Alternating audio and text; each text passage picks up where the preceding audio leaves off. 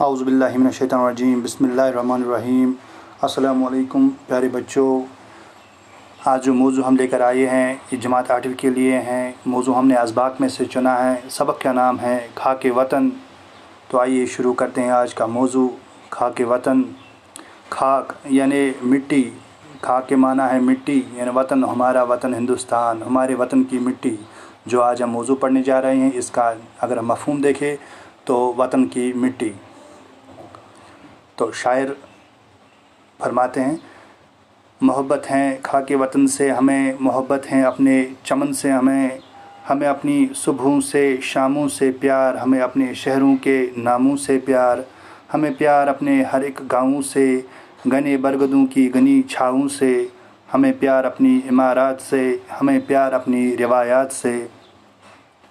सलामत रहे अपने दश्त व दमन, रहे गुनगुनाता हमारा गगन, निगाहे हिमालय की ऊंची रहे, सदा चांद तारों को छूती रहे, चमकता दमकता रहे शीशनाग, रहे वादियों में चिनारों की आग, लुटाती रहे अपने नैनों का मद, ये सुबह बनारस ये शाम अवध, रहे सुर्खरों सेकरी के महल, ये नैनी की झीलों में खिलते कंवल, नहाता रहे नरम करनों का ताज, रहे ता क़यामत मोहब्बत की लाज।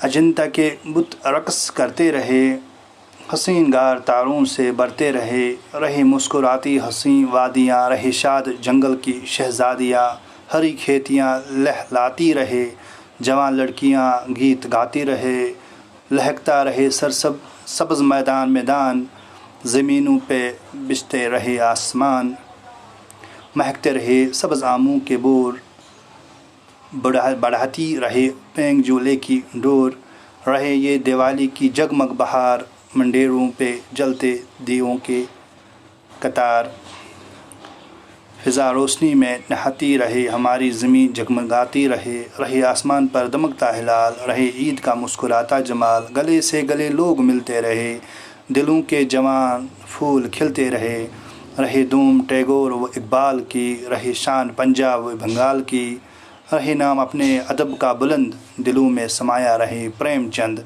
सदा जिंदगानी गज़ल ख़वा रहे, ज़माने में गालिब का दीवान रहे। ये जो नज़म है खाके वतन, ये शायर जानिसा अख्तर ने लिखी हैं। तो आइए पढ़ते हैं। मोहब्बत हैं खाके वतन से हमें, मोहब्बत हैं अपने चमन से हमें। शायर इस बंद में फरमाते हैं कि हमें अपने वतन की मिट्टी से प्यार हैं, हमें अपने वतन की मिट्टी से मोहब्बत हैं, हमें वतन के चमन यानी बागों से मोहब्बत हैं, और हमें वतन की फुलवाड़ियों से मोहब्बत हैं, हमें अपनी सुबहों से शामों से प्यार, हमें अपने शहरों के नामों से प्यार। शायर इस बंद में फरमाते हैं कि हमें अपने वतन के सुबह और शाम से प्यार हैं, हमें अपने शहरों के नामों से प्यार हैं, या हमारे जो शहर के नाम होते हैं, हमारे शहरों के जो नाम होते हैं, हमें शायर फरमाते हैं कि हमें उनसे भी प्यार है, हमें वो अपने शहरों के नाम भी बहुत प्यारे लगते हैं। हमें प्यार अपने हर एक गाँव से, घने बरगदों घनी छाँवों से।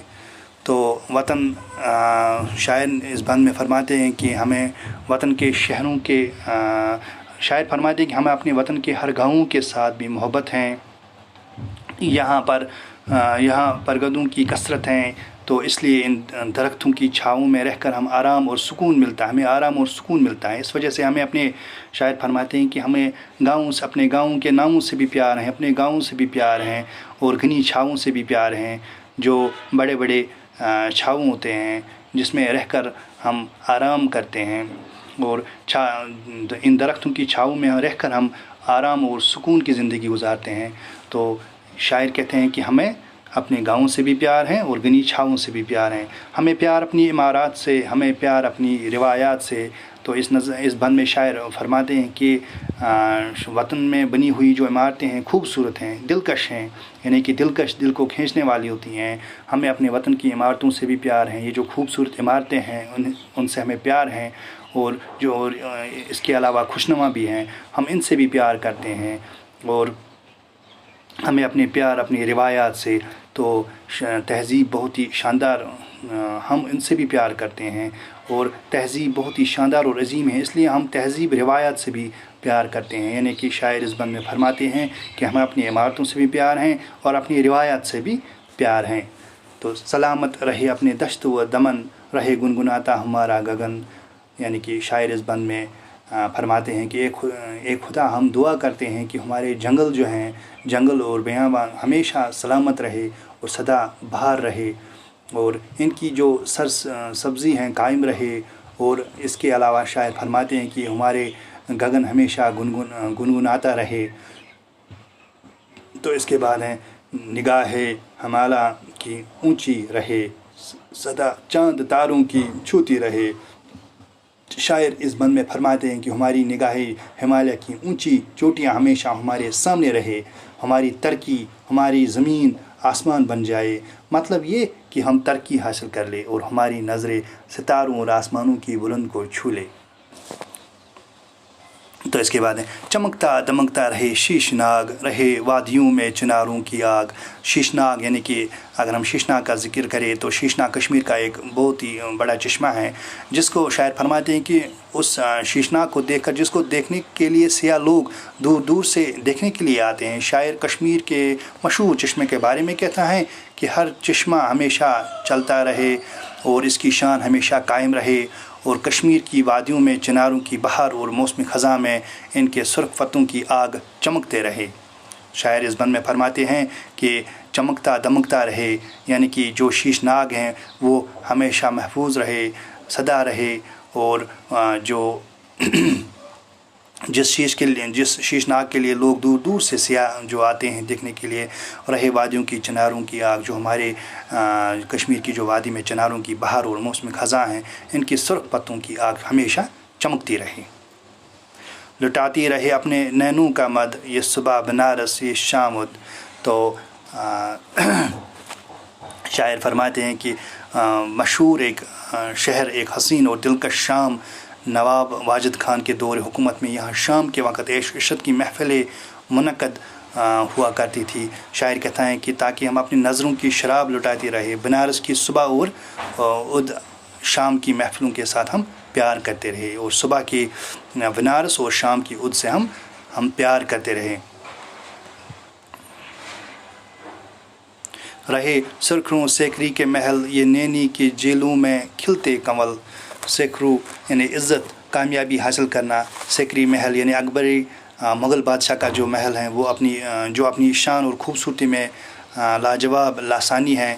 تو شاعر اس بند میں فرماتے ہیں کہ اے خدا ہماری دعا ہے کہ سیکری کا محل ہمیشہ عزت اور شان کے ساتھ قائم رہے، اور نینی تال کے سرسبز اور شاداب جھیلوں میں کنول کے پھول ہمیشہ کھلتے رہے، اور ہم ان سے لطف اندوز ہوتے ہیں۔